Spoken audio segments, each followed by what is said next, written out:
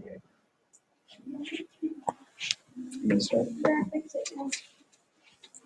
Hi guys, this is my imaginary friend Alan. He's been my friend for 15 years. He's the only kid that's lived in my house since I was born. He's a pretty cool guy. I mean, we've gotten pretty close. That's all I can say about that.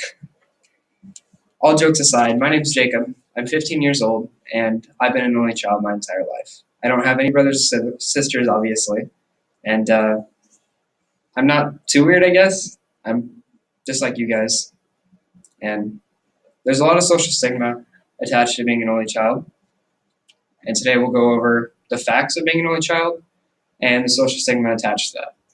We have the social stigma, the early development in childhood, teen years, and adult life.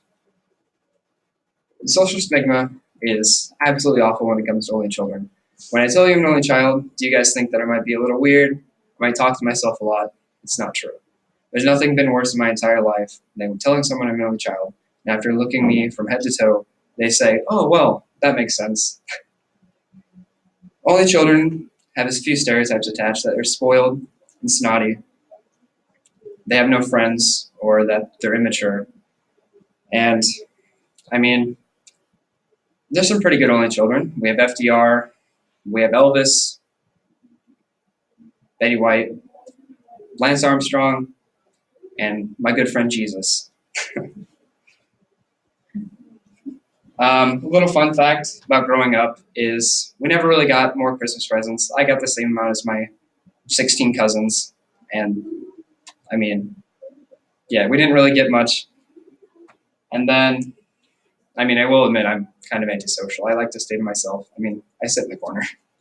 In early development, studies have found from the American Sociological Review that only children can be found happier when they're born until they're about the age of 7. And that can be attributed to the fact that they are the only children in the house and they don't have to fight for their parents' attention. They struggle making friends in kindergarten. This can be seen as very obvious considering they've never really met a child other than, you know, maybe a cousin at Thanksgiving or Christmas. But the forecast looks wonderful for only children, as by 5th grade, their social skills are on par with 5th graders. And they have a higher intelligence, mainly because they hang out with adults more than their own age. And they're found to talk to themselves. I never really did this as an only child, and I never did this growing up. But I'm sure, according to the Institute of American Sociological Review, that it's true. And then during the teenage years, they're found to get better grades. This can be attributed to the fact that they have all of their parents' attention, so they can ask their parents for help, and their parents will give them undivided attention. They can be found nicer than peers just because they didn't really have a sibling to be mean to, so they only know nice. They can be depressed teenagers. Siblings can be found to raise happiness in the teenage years as you have someone to talk to. And they have just as many friends as those with siblings. I mean, I have a few friends, but I mean, that's very true. And that's according to the American Sociological Review as well. And during their adult lives, they're more conscientious with money, as they didn't watch their siblings blow all their money. So they watched their parents save, smart. So that is related to them being more conscientious with money. They have a greater relationship with parents, as their parents give all of their attention to the kids, and the kids return that favor. They have a greater risk of violent crime, especially in males, and that's according to Finland researchers. And they have a greater risk of divorce, according to Ohio State. And the summary is we went over the social stigma, and we know that the social stigma is not true.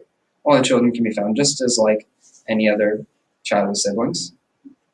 We found that only children may have a tough upbringing, as they don't really have any kids to talk to and they don't have any friends.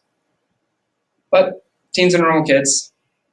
I mean, I'm a normal kid, and I don't know too many only children, but the ones I do know, they're normal too. And the adults are just as normal.